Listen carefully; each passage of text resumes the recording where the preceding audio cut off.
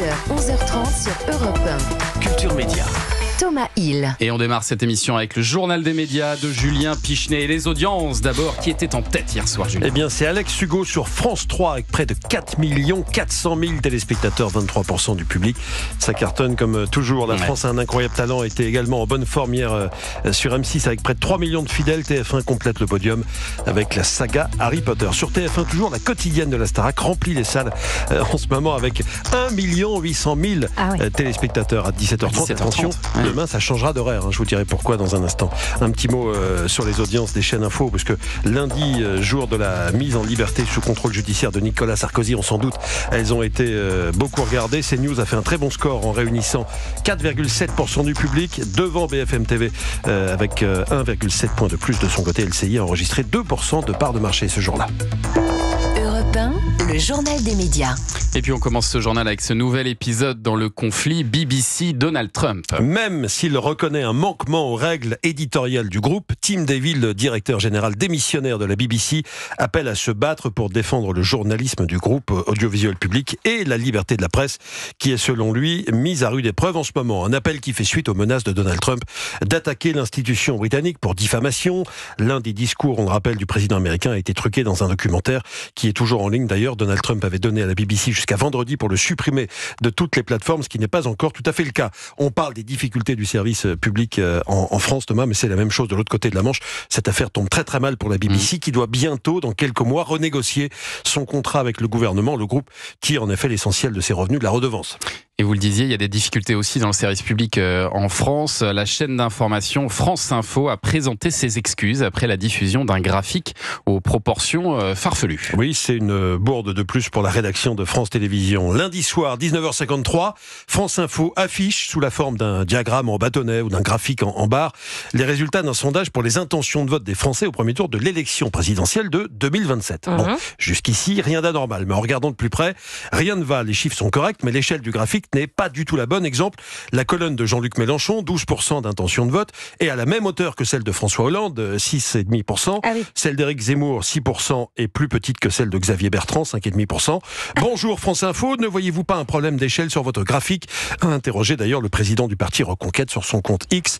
Réponse de France Info, il s'agit évidemment d'une erreur humaine sans aucune intention de manipulation éditoriale de la part de nos équipes. À tous nos téléspectateurs, nous présentons nos excuses. Fin de citation. Personnellement, je n'avais jamais vu ce genre d'erreur encore à la télévision. C'est aussi assez surprenant qu'ils aient mis François Hollande dans la liste des candidats potentiels. Il y avait beaucoup de monde. Il y avait beaucoup de monde. C'est peut-être pour ça d'ailleurs qu'il y a eu un emballage de pinceau, mais incroyable, ça reste étonnant. Incroyable. Ça vous est déjà arrivé, vous Denis Brognard, de faire des boulettes à l'antenne, de devoir vous excuser derrière comme ça ? Vous avez eu des boulettes, oui, évidemment, parce que on en fait tous, mais avec des excuses derrière, non, j'ai pas de souvenir comme ça très très précis. Un problème sur 1 kilo de riz.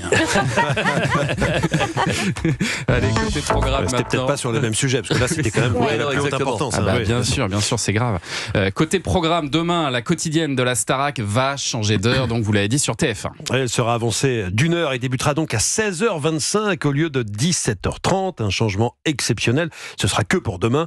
Pourquoi ? Parce qu'il y aura les 10 ans des attentats du 13 novembre. Dès 17h30, la Une diffusera une édition spéciale consacrée à ce tragique anniversaire. Les autres chaînes de la TNT rendront également hommage à travers les différentes émissions d'information à ce sujet. Europe 1 vous propose toute cette semaine une série de podcasts 13 novembre, 10 ans après, avec divers témoignages à retrouver dans Au cœur de l'actu sur le site et l'appli Europe 1. Et puis on parle d'un jeu maintenant sur France 2. Tout le monde a son mot à dire, va bientôt fêter sa 2000e émission.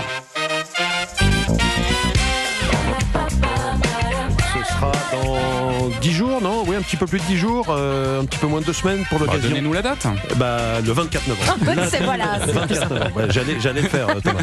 Mais je voulais absolument en venir à vous parce que il me semble que vous serez vous ferez partie de la fête. Pour l'occasion, Sidonie Bonnec, animatrice historique de l'émission, et Bruno Guillon, qui remplace Olivier Mine depuis la rentrée, ont convié 20 sociétaires emblématiques du programme comme Camille Serre, Donald Jacksman, Valérie Beg et Thomas Thomas Hill. Oui, c'est vrai, vous voilà. Effectivement. Quel Ça a déjà été enregistré, non? Ça a déjà été enregistré il y a quelques semaines maintenant. On a pas mal d'avance. On va rigoler. C'était assez génial, effectivement, parce que pour une fois, tous les sociétaires défilent dans le jeu. Et donc, à chaque manche, il y en a des nouveaux. Et on est très, très nombreux à la fin. C'est une grande fête. Voilà, c'est un très bon moment pour fêter cette 2000e. Et c'est pas évident pour Thomas, parce qu'il est à la fois présentateur de l'émission et invité aussi. Et l'espace de quelques instants du journal, de faire la promo de cette émission. Exactement.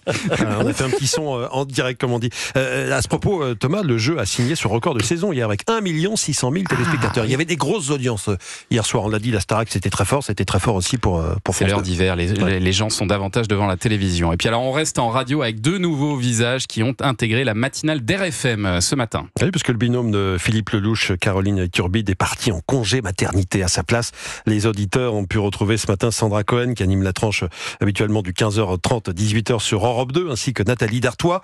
On les a croisés tout à l'heure. Mathilde Vaux les a croisés précisément dans les couloirs juste après leur première matinale. Alors, première émission terminée, Sandra, franchement, moi j'ai adoré.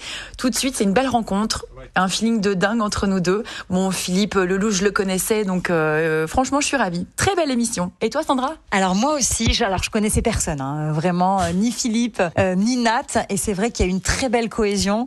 On a l'impression qu'on se connaissait depuis super longtemps, et qu'est-ce qu'on s'est marré. Et soi-disant, je chante mal. Non, faut arrêter. Faut arrêter. C'est pas vrai. Ils se connaissaient pas. Ça commence et on déjà. Non, mais la radio, ça va vite, rapproche. Regardez, Thomas et Anissa, on se connaissait pas avant. La longueur. Il y a un message, Faut Thomas ? se supporter sur la longueur. Je crois qu'il y a un petit message. C'est tous les matins qu'on passe ensemble. Donc, Mais voilà. eux, c'est plutôt que nous. Oui. C'est plus dur. Elles accompagneront pour les mois à venir Philippe Lelouch, donc de 6h à 9h sur RFM dans le meilleur des réveils pour une durée indéterminée, parce qu'on ne sait pas quand est-ce que Caroline va revenir exactement. C'est le principe du congé maternité. Exactement. Merci Julien pour ce journal des médias.